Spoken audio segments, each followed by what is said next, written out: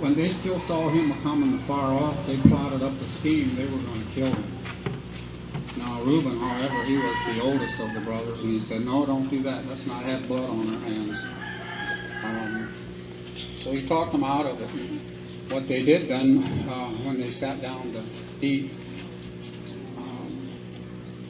they decided they're just going to throw him in a cistern.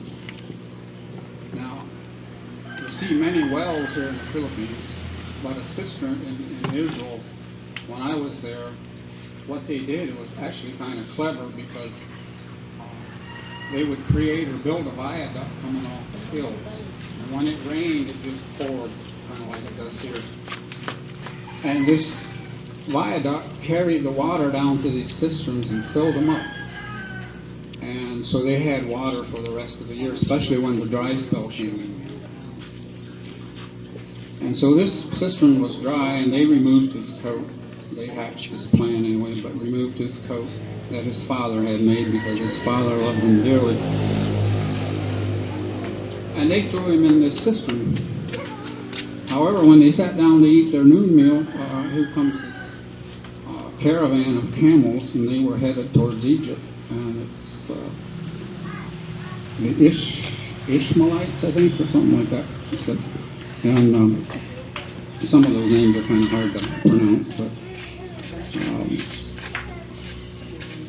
they ended up selling him for 20 shekels of silver. And this story is in the likeness of Jesus' life, and Jesus was sold for 30 shekels, or he was sold out basically, or yeah. And so now when the caravan got to Egypt, the Ishmaelites, they sold Jacob to Potiphar, which he was a guard, head guard for the kings. And Joseph wasn't there very long, and the guard realized that this guy is blessed. He has the Lord God in him. And so this is one hidden reward that you have by serving God, is you get those blessings right along with it. And it's just amazing. I can read this story 100 times, and it just always never ceases to amaze me. And so now when the captain of the guard realized that, hey, this guy is blessed, and he has the true God in him, why he made him manager of his whole estate. In other words, not just the household, but in the fields as well.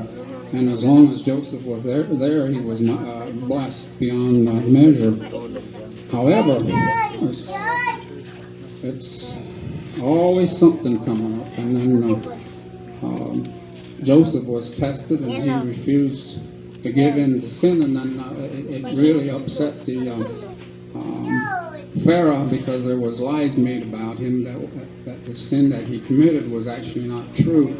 However, the Potiphar, he didn't know that. So he up and threw him in prison.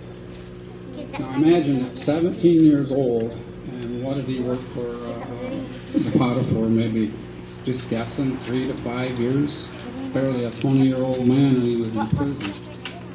And but the same thing there, because the blessings went right along with Joseph. The prison guard saw that, oh, this guy, he brings his blessings right with him. And it's amazing how the ungodly can notice, right? Nobody has to tell them, they just notice automatically if you're a godly person or not. And the prison guard, he sat in charge over everyone there in the prison.